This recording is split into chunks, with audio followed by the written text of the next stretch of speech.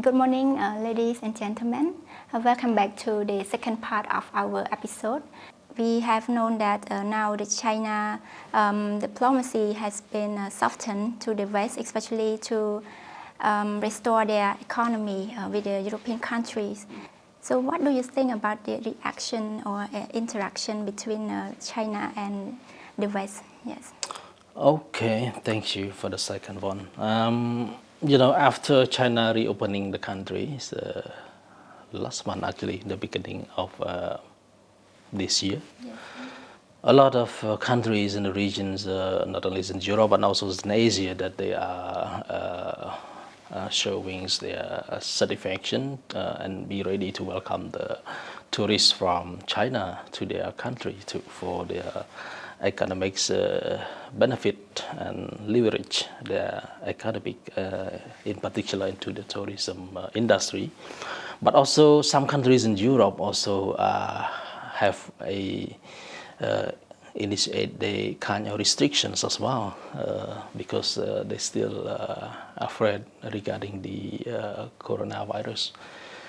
But I think more than a coronavirus reason that some of the Europeans, not all, still impose a restriction on the China's tourists. So I think even there is a signal that some of the European also favors and want to engage with China, but some who is really against the authoritarian ideology, that they will still in confrontation manner with China.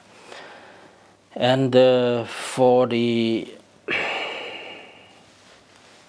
China and Russia, I think the two will have to be sharpening more on their bilateral tie in order to respond to the intensifying situation over Russia, because they are in the, I would say they are in the red corner, and the West and the US is in the blue corner, the red and the blue corner. They will not get engaged together peacefully or militarily or economically, because they are in different political ideology. And also regarding the many other factors that it is hard to prove that the West would engage China or re-engage China, because regarding the tension over the Taiwan Strait, the chip war, and also the trade balancing consequences following the trade wars in the Trump administration, until today, and it developed more and more intensifying competition economically beside the military confrontation. So most of the scholars and experts say, in short, the United States will not tolerate peer competitor, because China is the peer competitor to the United States and the West, while Russia is not a peer competitor, so only one. So people, the West, the Western power growing in the more fear in the risings of China powers. They're afraid China will replace the United States sooner or later. Because economically, China already did, but militarily it still take longer time. Thank you. All right. Well, considering the current situation, so what do you think Russia, China, and the West will do to secure their greatest benefit for their own states? Yes. Thank you. It's like in the previous point also regarding strategic survival of one another state. So the China will, envisions or visualizing their vision and their master plans, how they gonna lead the countries their own ways, that the China's system, China systemically governing in the Chinese way, styles of leading. China cannot give up Russia or cannot going in another direction without Russia, because if the two, China and Russia, separate, so they will be becoming more and more vulnerability in the world dominating system today, because the Western hemispheres, the American lead and the Western power is too big, and if China alone, they will be under the more confrontation and deterrent economically and politically from the West and the US. At this, likening the Russian side, also they have to keep this strategic survival and any other strategic resilience to work hand in hand with China in order to confront the West. Politically, economically, have to work and engage hand in hand with these two superpower. All right. Just interested to know a little bit on China and Russia, whether you know if they also increase their defense expense for this year. As you mentioned, from other countries, they already double their defense expense. Yes. Altogether, not only China, not only Russia, and this growing global conflict, drawing most of the countries which are members of the United Nations increase their military budget, and especially those who are the peer competitor to the superpower and who are in the conflicting war zone. One another party have to increase their military budget and also have to modernize their weapon. And the war scenario, I would say again, I don't hope that it will grow into a nuclearization. Yes, so when we talk about China and Russia, so now looking back to the United States, and after the midterm review, it was reportedly complicated for the U.S. to pass the support to Ukraine. And yes, it was expected that U.S. action toward China will be more assertive. So do you think these kinds of reaction can make the U.S. to be able to perform the ideal duty as a global hegemon for the peace and stability? Yeah, thank you. Another very big question. As I would say again, the United States will not tolerate peer competitor. It is China. So in the next even the 3 or 5 years, we will see that the growing tension and the strategic deterrence militarily and economically and technically. You see the chip war.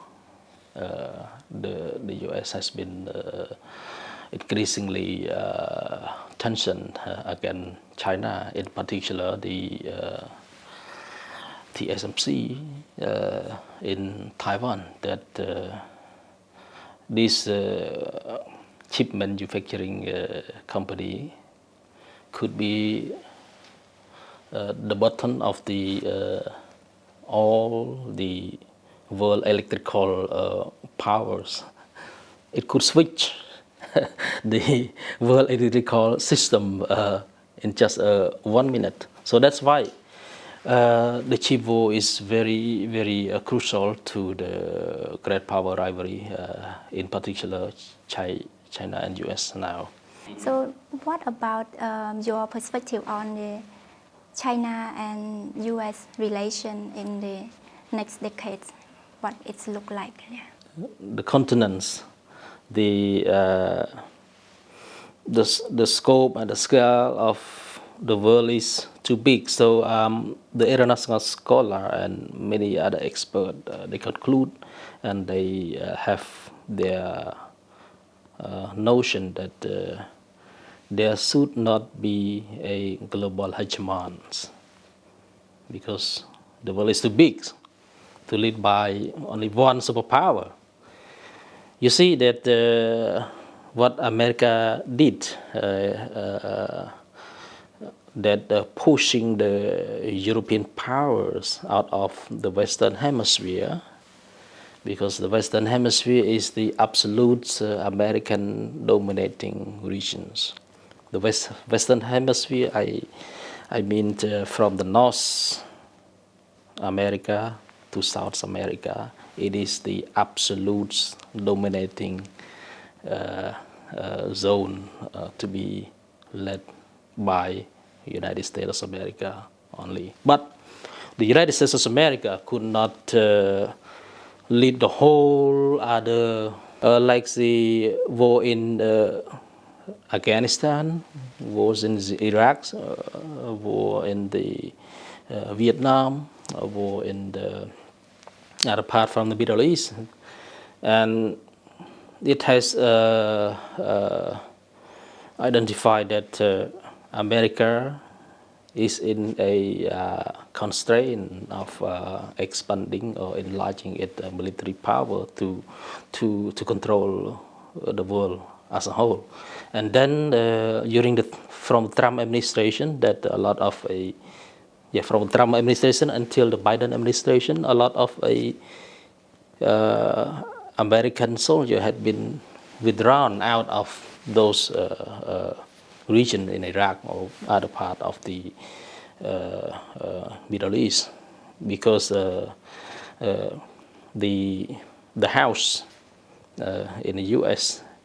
They have a strategic calculation that I think this is the clue also with the acceptance that there should not be one global hegemon, but America could be the regional hegemon,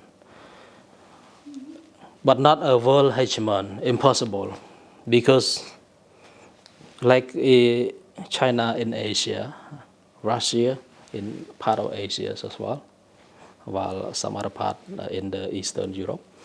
So they will have to dominate their own regions. So if America want to dominate other regions, it will happen like what is happening today at the Russia and Ukraine war. This is what reflected already, that you cannot lead the world under one dominating system by the United States of America. Impossible. The relation between Russia and China. So just want to know how about their relation, their cooperation during the current Ukraine-Russia war. What do you think, and will this affect the world order? Yeah, this is a good question. Like what I mentioned, the global hegemon and the regional hegemon. So you cannot create a world order and to apply all the regions. Impossible. That's why happening now. And of course, America viewing China and Russia, and they create the BRICS in order to make another global international order. But in my points of views in this, it is just another kind of regional orders that they're gonna make in terms of security and economic side. For example, the OSAP and APEX. Yeah. So this is a kind of order that had been manipulated into that policy. So as a conclusion, the superpowers, they most of the time, the Western power and the United States, they just make a kind of scenario in order to deter other different political ideology not to grow or rising to again it supremacy. All right. Yes. So can we stop here for today? And I look forward to having another topic and discuss with you again, because I think we ran out of time now. Yes. Thank you once again, Thank you very Mr. much, Pasty, Sreynou, for your meaningful insight, and it's really a great discussion today. Yes. Thank you very much. See you next time. Yes. Ladies and gentlemen, our dialogue has now come to an end. Thank you for being with us. See you next time.